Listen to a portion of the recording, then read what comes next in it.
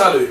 Alors, je me nomme l'évangéliste David Alfie Magoura, le pasteur fondateur de l'église de la Consolation. Alors, aujourd'hui, nous allons parler d'un thème extraordinaire. J'aime beaucoup ce thème qu'on va débattre aujourd'hui ensemble. Vous savez, le plus souvent, on ignore une chose, que Dieu, avant de faire une chose sur terre, il révèle toujours à ses serviteurs. Mais la question que je me pose le plus souvent, comment est-ce possible que l'homme de Dieu, ou les prophètes de Dieu, ne savent pas l'actualité spirituelle?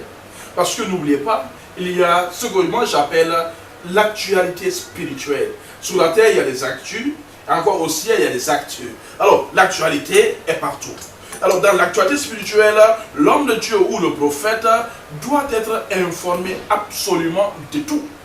Mais pourquoi, je me pose même pourquoi, aujourd'hui, nous ne pouvons pas entendre la voix de Dieu. Nous n'entendons pas l'actualité de Dieu. Et pourtant, on va lire le livre de Amos. Oui, je suis très content et très heureux de vous partager ça. C'est pourquoi je suis un peu surexpliqué. Alors, on va aller dans le livre de Amos, le chapitre 3, le verset 7. Or, le Seigneur, l'Éternel, ne fera rien qu'il ne révèle son secret à ses serviteurs. Vous avez bien entendu que notre Dieu ne fera absolument rien sans d'abord révéler à ses serviteurs. Posez-vous la question. Ce qu'il a fait maintenant, ou ce qu'il est en train de faire maintenant, ou ce qu'il a fait par le passé, est-ce qu'il continue maintenant à le révéler à ses serviteurs? Ou bien ce sont ses serviteurs qui n'arrivent pas à l'entendre? Sûrement ils parlent, mais ils n'entendent pas. Alors entendre Dieu ne veut pas dire entendre les choses de son propre fond. Parce que le plus souvent les gens entendent les choses de leur propre fond et pensent que c'est Dieu qui les parle. Mais quand Dieu te parle, il te parlera de ses activités quotidiennes, de tous les jours sur terre. Il te révélera ce qu'il a entrepris sur terre, ce qu'il est en train de faire sur terre, son plan actuellement, de nos jours, cette année, ce jour sur terre.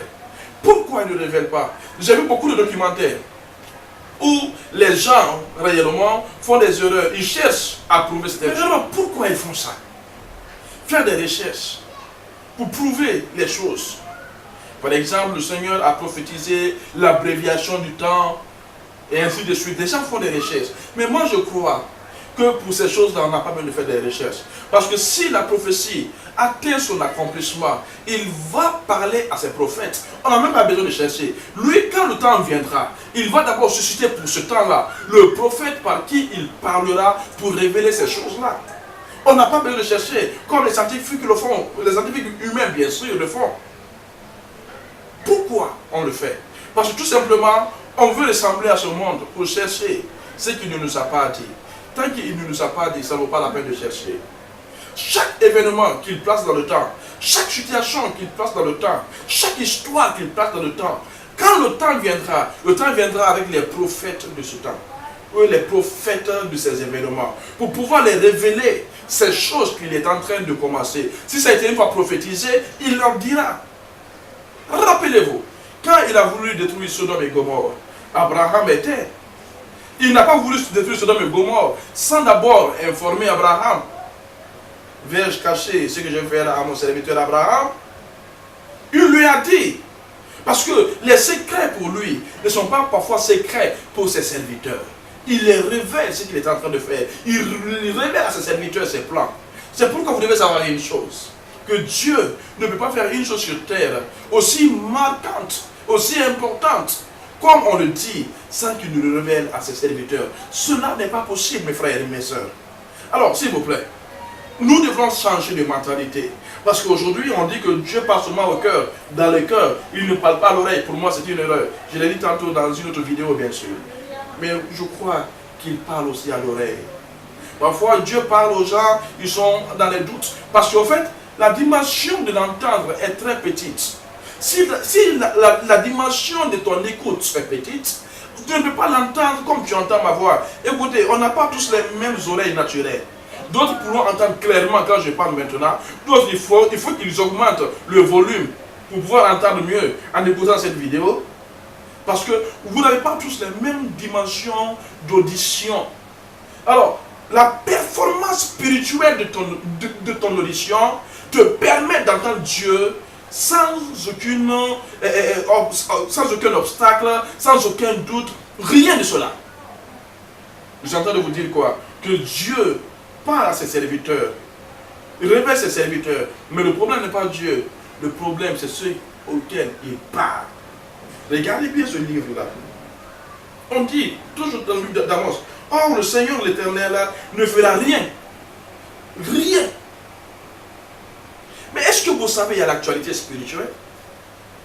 Vous le savez qu'il y a l'actualité spirituelle?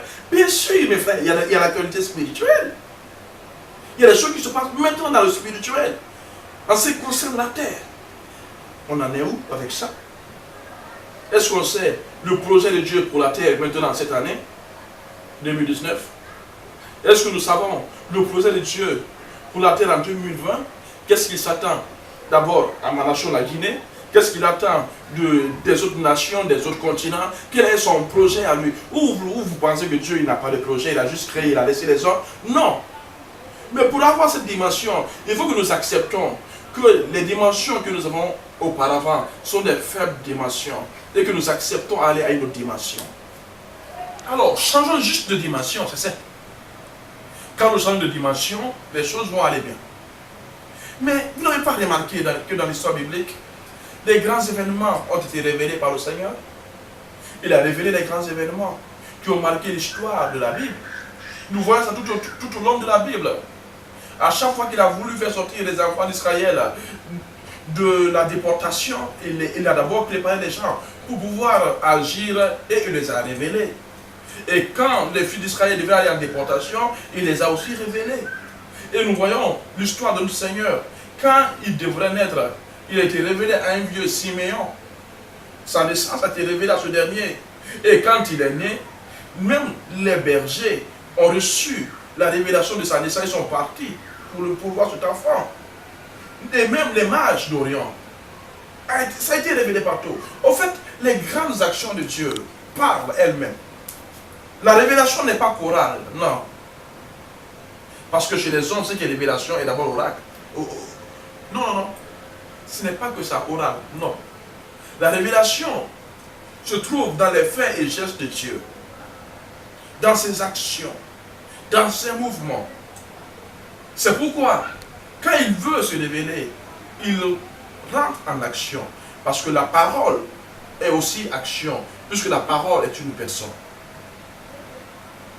Toutes ces choses révélées, révélées avant le jour, révélées avant le temps, vous aussi, comprenez une chose, que quand une chose vient à s'accomplir et que ça n'a pas été révélé, c'est que ce n'était pas encore une chose primordiale pour Dieu. Mais dès que c'est primordial et important pour lui, il va le révéler net. C'est ce que je suis en train de vous dire aujourd'hui. S'il vous plaît, croyez en cela, que Dieu révèle des mystères, qu'il révèle des choses extraordinaires, des choses incroyables, des choses que vous ne pouvez pas saisir et comprendre. Dieu est un Dieu de révélation, parce qu'en lui, il y a toujours une infinité de mystères. Il est le Dieu de révélation qui amène à l'existence ce qui n'était pas à l'existence. Mais attendez, ce qui n'était pas à l'existence pour qui? Pour nous. Pour lui, tout est déjà à l'existence. N'oubliez pas que Dieu, dans sa grandeur, parle toujours.